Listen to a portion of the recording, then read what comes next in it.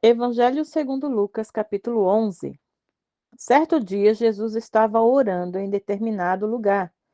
Tendo terminado, um dos seus discípulos lhe disse: Senhor, ensina-nos a orar, como João ensinou os discípulos dele.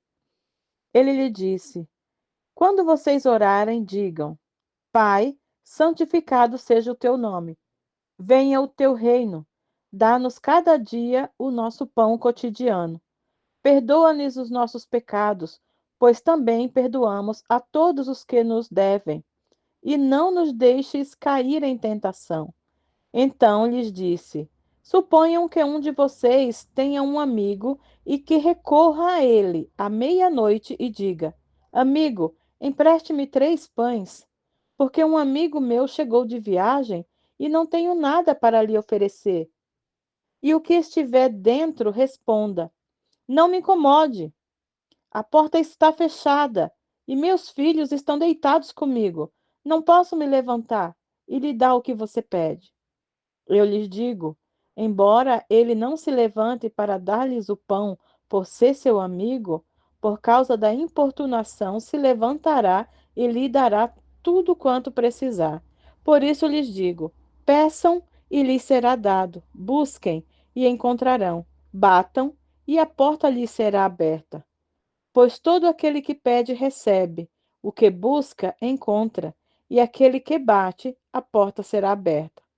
Qual pai entre vocês, se o filho lhe pedir um peixe, em lugar disso lhe dará uma cobra? Ou se pedir um ovo, lhe dará um escorpião? Se vocês, apesar de serem maus, sabem dar boas coisas aos seus filhos, quanto mais o Pai que está no céu dará o Espírito Santo a quem o pedir. Jesus estava expulsando um demônio que era mudo. Quando o demônio saiu, o mudo falou, e a multidão ficou admirada. Mas alguns deles disseram: É por Beelzebu, o príncipe dos demônios, que ele expulsa os demônios. Outros o punham à prova, pedindo-lhe um sinal do céu. Jesus, conhecendo seus pensamentos, disse-lhes: Todo reino dividido contra si mesmo será arruinado, e uma casa dividida contra si mesma cairá. Se Satanás está dividido contra si mesmo, como o seu reino pode subsistir? Digo isso porque vocês estão dizendo que expulso demônios por Beelzebu. Se eu expulso demônios por Beelzebu, por quem os expulsam os filhos de vocês? Por isso, eles mesmos estarão como juízes sobre vocês. Mas se é pelo dedo de Deus que eu expulso demônios, então chegou a vocês o reino de Deus.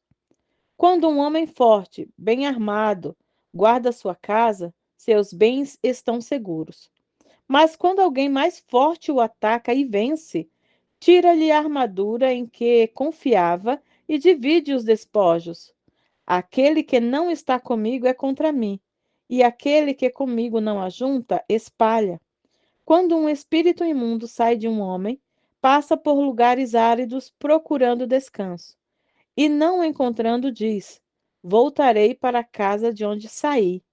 Quando chega, encontra a casa varrida e em ordem.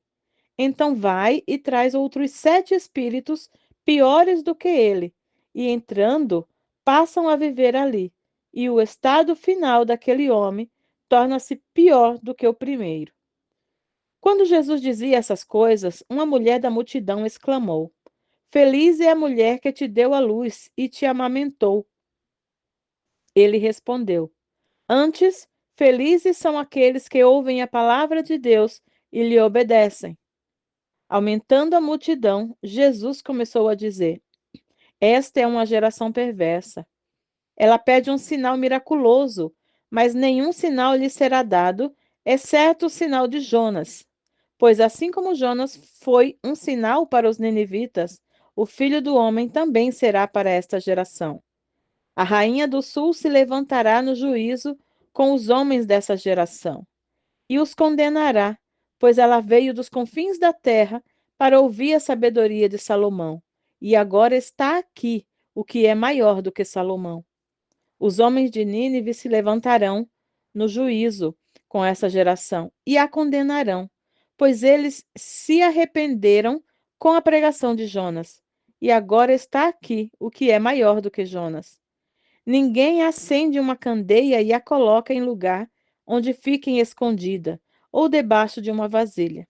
Pelo contrário, coloca-a no lugar apropriado, para que os que entram possam ver a luz. Os olhos são a candeia do corpo.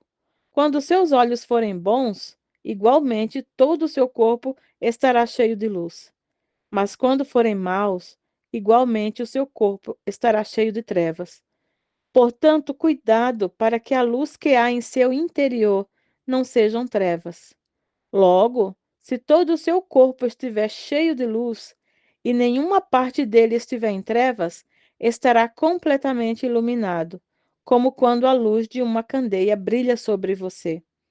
Tendo terminado de falar, um fariseu o convidou para comer com ele. Então Jesus foi e reclinou-se à mesa.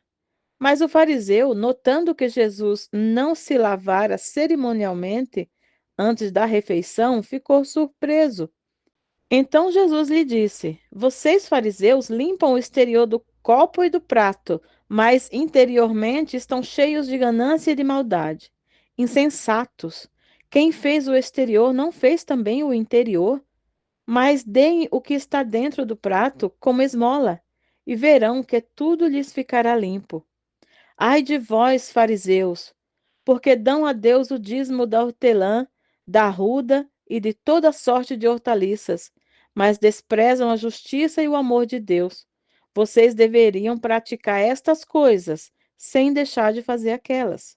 Ai de vocês, fariseus, porque amam os lugares de honra nas sinagogas e as saudações em público. Ai de vocês, porque são como túmulos que não se veem, por sobre os quais os homens andam sem o saber. Um dos peritos da lei lhe respondeu: Mestre, quando dizes essas coisas, insultas também a nós. Quanto a vocês, peritos na lei, disse Jesus, ai de vocês também, porque sobrecarregam os homens com fardos que dificilmente eles podem carregar, e vocês mesmos não levantam nenhum dedo para ajudá-los. Ai de vocês, porque edificam os túmulos dos profetas, sendo que foram os seus próprios antepassados que os mataram. Assim vocês dão testemunho de que aprovam o que os seus antepassados fizeram. Eles mataram os profetas, e vocês lhes edificam os túmulos. Por isso, Deus disse em sua sabedoria: Eu lhes mandarei profetas e apóstolos, dos quais eles matarão alguns, e a outros perseguirão. Pelo que esta geração será considerada responsável pelo sangue de todos os profetas, derramado desde o princípio do mundo, desde o sangue de Abel até o sangue de Zacarias, que foi morto entre o altar e o santuário. Sim, eu lhes digo, esta geração será considerada responsável por tudo isso. Ai de vocês, peritos na lei, porque se apoderaram da chave do conhecimento. Vocês mesmos não entraram e impediram os que estavam prestes a entrar. Quando Jesus saiu dali, os fariseus e os mestres da lei começaram a opor-se fortemente a ele e a interrogá-lo com muitas perguntas, esperando apanhá-lo em algo que dissesse.